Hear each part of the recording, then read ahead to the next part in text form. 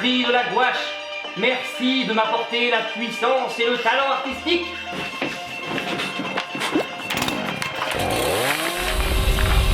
Scientifique, donc tout ce que t'as à faire, c'est de prendre tes clics et tes claques et te barrer, mon gars.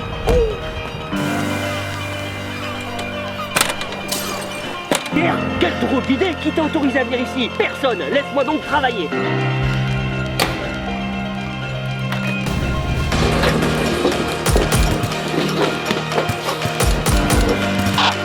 Mayday, Mayday! Missile air-sol demandé!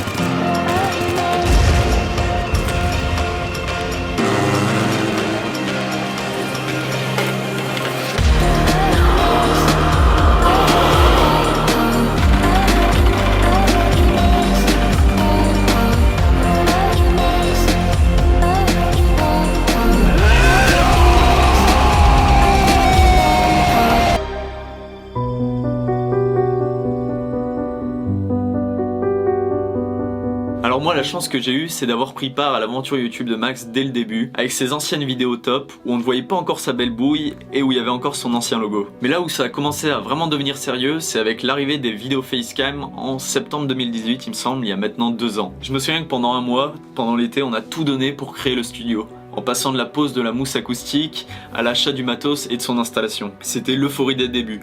On faisait 1001 allers-retours chez Castorama, des milliards de tests pour paramétrer les micros, les caméras, et au final fallait vraiment tout apprendre parce qu'il n'y a pas vraiment d'école pour devenir youtubeur. On s'improvisait ingénieur son puis électricien au cours de la même heure, tout ça n'avait aucun sens, mais c'est ce qui rendait le truc si oufissime. Avec Max, on n'était pas simplement cousins, il y avait aussi une amitié incroyable. Il m'impliquait dans tous ses projets plus dingues les uns que les autres, et c'est une chance inouïe. Je le voyais débarquer chez moi d'une semaine à l'autre, tantôt avec un lance-flamme, tantôt avec une trottinette électrique qui pouvait aller jusque 90 km/h. Ce côté déjanté illustre aussi ce qui m'a le plus impressionné chez Max. Cette volonté de toujours vouloir innover, de toujours se renouveler. C'était juste formidable de voir toutes ces idées apparaître, disparaître, et de voir la passion de Max depuis l'intérieur. On a partagé avec ce bon Max, pendant 2 ans, cette adrénaline de voir cette chaîne YouTube exploser, et de se dire qu'en fait, tout est réalisable. Je pense d'ailleurs que le mot qui résume parfaitement cette aventure, c'est folie.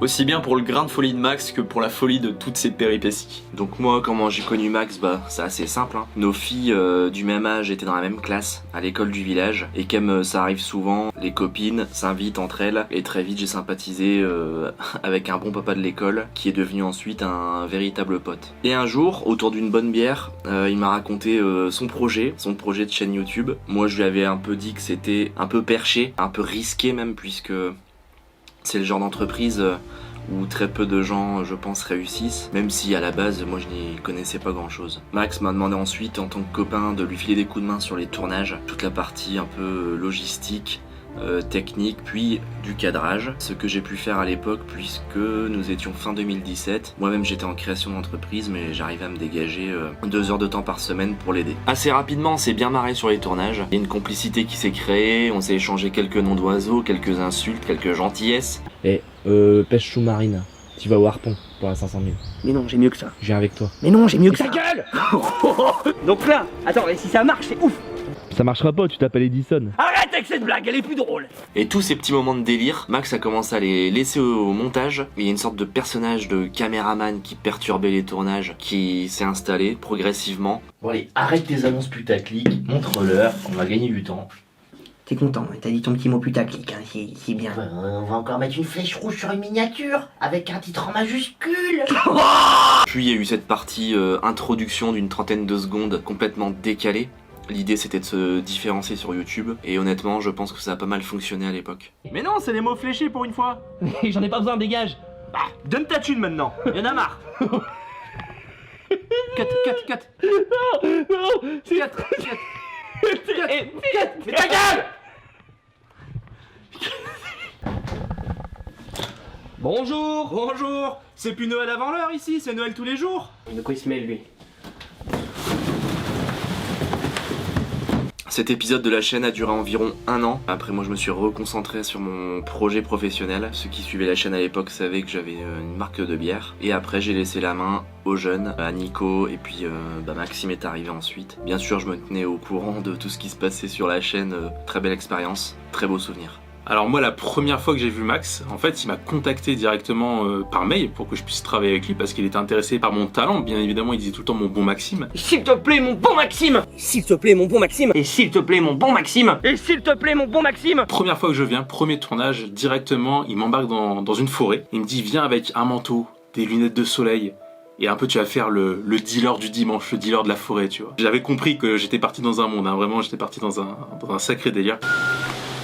Hey, mon garçon, est-ce que tu aimes les choses improbables? Les petites choses magiques?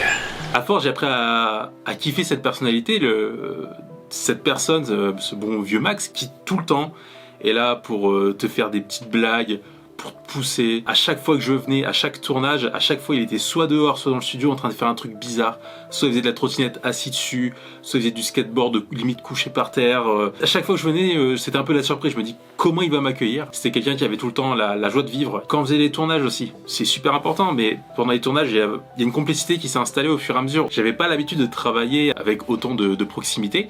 Et très vite, Max, il a voulu me mettre en avant, avec ne serait-ce qu'avec ma voix, pour vraiment m'intégrer, pour qu'on fasse vraiment un duo dans la plupart de ses vidéos, de se sentir autant impliqué dans la chaîne, autant sur la partie des recherches des idées, autant sur la partie du montage. En plus, bien sûr, quand je faisais des montages, je lui envoyais, il me faisait des retours, on faisait ça plein de fois. Ça allait tout le temps très vite, on allait tout le temps très vite. Enfin bref, voilà, c'était un peu la personnalité de Max. Quelqu'un qui surprend tout le temps. C'est quelqu'un qui m'a marqué profondément, avec qui j'ai adoré travailler, avec qui je me suis vraiment lié d'amitié. C'était vraiment une bonne personne et c'est quelqu'un qui m'a marqué, mais vraiment très très fortement. Comme vous l'avez peut-être reconnu, on est bien dans la zone mythique où on a tourné pas mal de vidéos, notamment celle du lance-flamme où on a bien eu chaud avec Max et Michou. Mais là je vais vous parler d'une période de la chaîne YouTube pendant laquelle Max voulait acheter une camionnette pour simplifier la logistique sur tous les tournages. Max venait d'acheter un vieux taco et il fallait l'aménager pour que ce soit utilisable dans toutes les vidéos et sur tous les tournages. Ah, mon bon Marius, viens m'aider. Allez, descends. Et il m'appelle à 21 h en n'ayant rien prévu pour aménager ce vieux taco. Et donc j'arrive vers 22 h. Et évidemment, bon, on boit des bières et on se met pas au travail tout de suite. Et on a attendu 1 h du matin pour pouvoir commencer à aménager la camionnette. Et vu qu'on voulait pas réveiller tout le voisinage, on a eu la brillante idée d'aller sur un parking de supermarché pour aménager tout ça. Évidemment, on fait un boucan d'enfer. Ce qui devait arriver arriva. Le voisinage appelle la police arrive. Heureusement, tout s'est bien fini. Ils ont juste pris nos noms. C'était quand même une bonne anecdote. Donc il y avait ce fameux hangar, pour ceux qui s'en souviennent, la fameuse volaille ici. Et puis vous avez ce cadre ici. Toutes les expériences de Max ont lieu. Et aussi des objets phares comme le katana, comme l'arbalète ont été tournés dans cette zone. Et on a eu quelques moments sympas. Et donc pour la petite histoire, à l'époque nous avions failli racheter avec Maxence ce petit hangar. À la fois pour y installer le studio, mettre son matériel. Et pour moi qui ai une activité de brassage de bière, j'aurais pu aussi stocker quelques palettes. Mais bon, ça ne s'est pas fait. Le propriétaire n'avait pas voulu le vendre. Et je pense que ça le faisait aussi bien marrer de nous regarder par sa caméra de sécurité faire les tournages.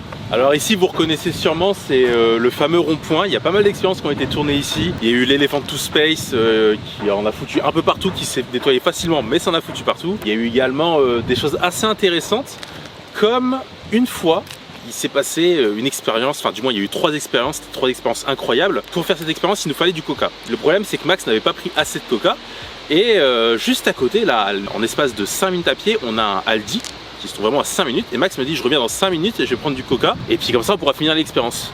Je l'ai attendu 45 minutes, au bout de 35 minutes même je dirais, il y a une voiture qui vient dans la zone, et bah c'était pas Max en fait, c'était son père. Et là il y a son père qui est arrivé, on a discuté pendant 10 minutes de tout et de rien, 45 minutes après Max revient et il me dit désolé il y avait du monde à la caisse. Je dis d'accord mais bon là entre temps avec ton père on a eu le temps de se faire un barbecue et discuter de la pluie et du beau temps hein.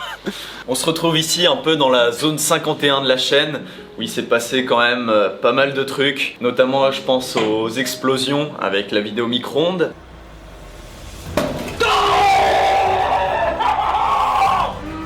Il est derrière les gars. Wow, wow. Mais ce qui va nous intéresser là, dans cette anecdote, c'est l'acide. Parce que je sais plus si vous vous en souvenez, mais la première vidéo acide, je l'avais tournée avec Max. Et ça, c'était fameux aussi. On avait des bocaux en verre pour récupérer les déchets des réactions acides. Mais on n'en avait pas assez. Du coup, on a pris quelques bocaux en métal. Un peu rouillé, il faut le dire, et c'est là le cœur du problème. On se disait que tous les produits des réactions avaient été complètement consommés, que ça pouvait plus réagir dans ces bocaux en métal. Donc on a mis tous les déchets dans ces bocaux en métal, on a refermé par-dessus tout, et donc là entre deux séquences on entend un gros boum, et on se retourne et on voit une énorme fumée noire orange qui émane de ces bocaux en métal, et là on savait qu'on avait merdé.